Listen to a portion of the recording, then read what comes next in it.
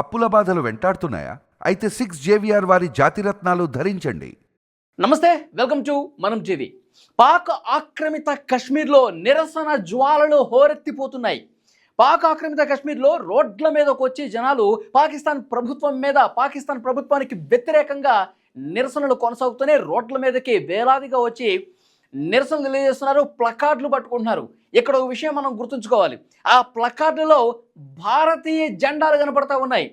మేము ఇక్కడ ఉండము, మాకు ఇక్కడ భవిష్యత్తు లేదు, పాకిస్తాన్ ప్రభుత్వం పూర్తిగా మమ్మల్ని అణిచివేస్తోంది, మమ్మల్ని భారత్లో కలిపేసుకోండి అంటూ వాళ్ళు నినాదాలు చేస్తున్నారంటే అక్కడి ప్రజల్లో, పీఓకేలో ఉన్నటువంటి ప్రజల్లో పాకిస్తాన్ పాలకుల మీద, పాకిస్తాన్ ప్రభుత్వం మీద, పాకిస్తాన్ సైనికుల మీద ఏ విధమైనటువంటి ఒక వ్యతిరేక భావంతో ఉన్నారన్నది కూడా చాలా క్లియర్గా అర్థమవుతుంది. ఆవామీ యాక్షన్ కమిటీ, ఈ ఆవామీ యాక్షన్ కమిటీ నేతృత్వంలో ఈ నిరసనలు అనేవి కొనసాగుతున్నాయి.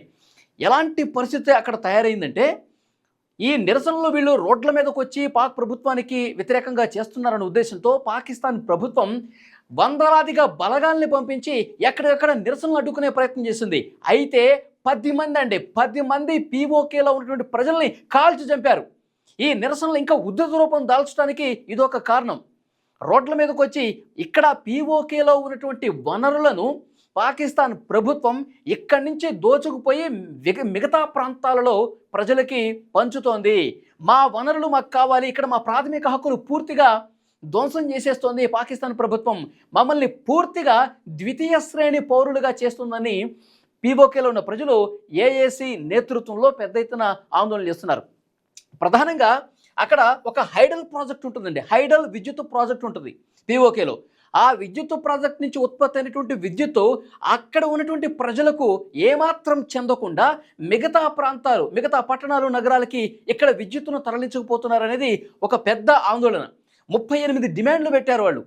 ఈ 38 డిమాండ్లు త్వరగా పరిష్కరిస్తారా లేదా, లేదంటే ఆందోళన మరింత తీవ్రతం చేయాలా లేదా, లేదంటే మేము భారత్కి వెళ్ళిపోతాం, భారత్ ప్రభుత్వాన్ని మేము అడుక్కుంటాం, మమ్మల్ని మీలో కలిపేసుకోండి అని, మేము అసలు ఇక్కడ ఉండలేము, పాకిస్తాన్ పాలకుల మీద ఈ స్థాయిలో నిరసన వ్యక్తం చేస్తున్నటువంటి పరిస్థితి ఉంది. ఇంకొకటి గోధుమ పిండి, విద్యుత్తో పాటు గోధుమ పిండికి సంబంధించి వాళ్ళు సబ్సిడీ ఇవ్వట్లేదంట. పాకిస్తాన్లో ఉన్నటువంటి మిగతా ప్రాంతాల్లో, మిగతా నగరాల్లో గోధుమ పిండి చాలా సబ్సిడీకి వస్తుంది. మిగతా ప్రాంత ప్రజలకి అక్కడ ఉన్నటువంటి వనరుల్లో వాళ్ళకి అద్భుతమైనటువంటి అవకాశం కల్పిస్తూ ఉన్నారు. కానీ పీఓకేలో ఉన్న ప్రజల మీద కక్ష సాధింపు చేస్తూ ఉంది. పీఓకే ప్రజలను అసలు ప్రజలుగా, తమ దేశ ప్రజలుగా పరిగణించడం లేదు, మాకు గోధుమ పిండి సబ్సిడీ ఎందుకు ఇవ్వట్లేదు అని చెప్పి మాట్లాడుతున్న పరిస్థితి. ఇక్కడ ఉన్నటువంటి ఖనిజాలు కావచ్చు, ఇక్కడ ఉన్నటువంటి వనరులు కావచ్చు, ఇవన్నీ దోచుకుంటూ మిగతా ప్రాంతాలకు ఇస్తూ ఉన్నారు. పీఓకే మీద కక్ష గట్టి ఇక్కడ ప్రాంతం అభివృద్ధి చెందకుండా, ఇక్కడ ప్రజలు అభివృద్ధి పదంలోకి రాకుండా దుర్మార్గంగా పాకిస్తాన్ పాలకులు వ్యవహరిస్తున్నారు. అలా వ్యవహరించడమే కాకుండా ఇక్కడ ఉన్నటువంటి ప్రజల మీద కాల్పులకు తెగబడతా ఉన్నారు.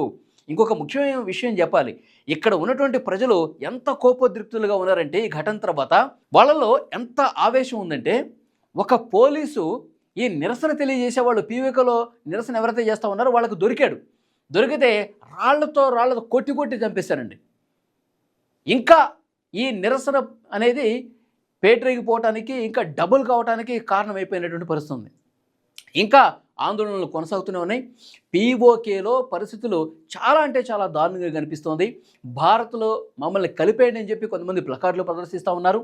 పీఓకేని పూర్తిగా వీళ్ళు ధ్వంసం చేసేస్తూ ఉన్నారు, నిర్వీర్యం చేస్తూ ఉన్నారని చెప్పి ఆవామీ యాక్షన్ కమిటీ ఆధ్వర్యంలో పెద్ద ఎత్తున ఆందోళనలు కొనసాగుతున్న పరిస్థితి. షెహబాజ్ షరీఫ్, అలాగే ఆసిఫ్ మునీరు, వీళ్ళందరి మీద దిష్టిబొమ్మలు దహనం చేస్తూ ఉన్నారు. అక్కడ పీఓకే మొత్తం కూడా అట్టుడికిపోతున్నటువంటి పరిస్థితి కనిపిస్తోంది. మా 38 డిమాండ్ల సాధనకు మేము ఎట్టి పరిస్థితుల్లో తలొగ్గేది లేదు, అవసరమైతే ఇంకా ఆందోళన ఇంకా రెట్టింపు చేస్తామని చెప్పి రోడ్ల మీదకి వచ్చి వేలాదిగా ఆందోళన చేస్తున్న పరిస్థితి. కొన్ని విజువల్స్ మనకు కనిపిస్తూ ఉన్నాయి.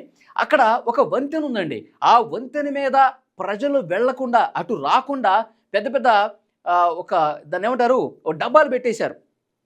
పెద్ద అవి అటువైపు నుంచి ఇటువైపు వెళ్లకుండా అడ్డంకిగా వాటిని పెట్టి సృష్టించారు. వాటిని తోసుకుంటూ తంతు కూడా ఈ నిరసన తెలియజేసే వాళ్ళు దాటుకుని వస్తున్నారంటే పరిస్థితి ఏ విధంగా ఉందో మనకు అర్థం చేసుకోవచ్చు. రోజుకి అక్కడ అనిశ్చితి అనేది పెరిగిపోతోంది. ఆవామీ యాక్షన్ కమిటీ అనేది గతంలో ఎప్పుడు లేదుగా చాలా సీరియస్గా యాక్షన్లోకి దిగింది. 38 డిమాండ్లు చేస్తూ ఉంది. నేను చెప్పినట్టు ఇంతకుముందు గోధుమ పిండి కావచ్చు, విద్యుత్ కావచ్చు, మరీ ముఖ్యంగా కశ్మీర్ నుంచి ఎవరైతే వచ్చారో వాళ్ళకి సంబంధించి పీఓకేలో ఉన్నటువంటి అసెంబ్లీ సీట్స్ ఏ విధంగా వాళ్ళకి కేటాయిస్తారనేది కూడా ఒక డిమాండ్గా ఉంది. ఈ ప్రాంతానికి సంబంధించిన అసెంబ్లీలో ఉన్న సీట్లు ఇక్కడ వాళ్ళకే ఉండాలి, కశ్మీరీలకు మీరు ఎందుకు కేటాయించారనేది కూడా అందులో ఒక ప్రధానమైన డిమాండ్.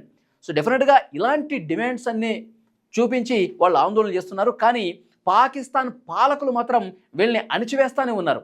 వీళ్ళు అసలు పాకిస్తాన్ పౌరులు కాదు అన్నట్టుగా వ్యవహరిస్తూ ఉన్నారు. వాళ్ళ మీద ఉక్కుపాదం మోపుతూ ఉన్నారు. ఈ కాల్పుల్లో 10 మంది చనిపోయారంటే పరిస్థితి ఎంత దారుణంగా ఉందో అర్థమవుతుంది. ఎక్కడికక్కడ వందలాదిగా బలగాలను మోహరిస్తున్నారు పీఓకేలో. అసలు ఎవరన్నా కనిపిస్తే కాల్ చేయండి అన్నట్టుగా పాకిస్తాన్ పాలకులు వ్యవహరిస్తున్న పరిస్థితి కనిపిస్తుంది. ఈ రక్తపాతం హింసను చూసి పాకిస్తాన్లో ఉన్నటువంటి ఈ పీఓకేలో ఉన్నటువంటి ప్రజలు స్వచ్ఛందంగా వేలాదిగా రోడ్ల మీదకి వచ్చి ఆందోళన చేస్తున్నటువంటి పరిస్థితి ఉంది. మరి ఈ హింస ఎటువరకు దారితీస్తుంది?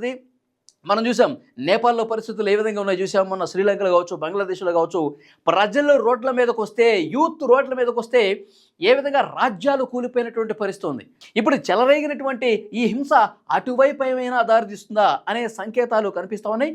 ఇక్కడ మనం చెప్పుకోవాల్సినటువంటి విషయం ఏంటంటే ఈ పీఓకే ఆందోళనలో భారత జెండాలు కనిపించడం, భారత్కు అనుకూలంగా నినాదాలు చేయడం, మేము భారత్లో కలిసిపోతాం అనడంతో నిజంగా ఇదే సరైన సమయం.